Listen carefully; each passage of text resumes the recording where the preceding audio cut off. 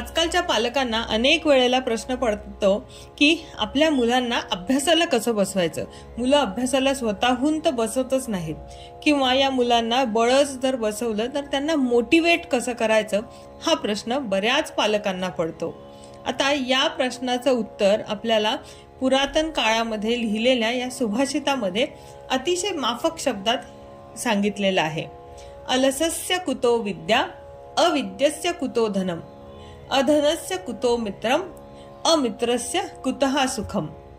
अलसस्य कुतो विद्या म्हणजे आळशी माणसाला विद्या कशी मिळणार. अविद्यस्य कुतो धनम, ज्याच्याकडे विद्या नाही त्याला संपत्ती कशी मिळणार. अधनस्य कुतो मित्रम म्हणजे ज्याच्याकडे संपत्ती नाही तर त्याला मित्र कुठून मिळणार. आणि सगळ्यात शेवटी सुभाषितकार इथे म्हणत आहे की अमित्रस्य कुतः सुखम, ज्याच्याकडे मित्र नाहीत त्याला सुख कसे मिळणार.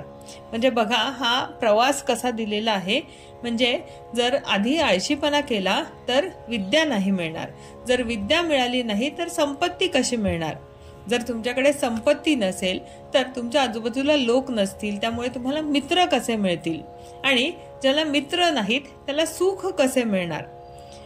थोडक्यात आळशी माणसाला सुख मिळणे अत्यंत अवघड आहे, अत्यंत कठीण आहे, असे या सुभाषितातून सुभाषितकाराला सुचवायचे आहे. त्यामुळे पुढच्या वेळी तुम्हाला जर वाटलं की तुमचा मुलगा अभ्यास करत नाहीये तर त्यावेळी त्याला हे सुभाषित नक्की सांगून बघा.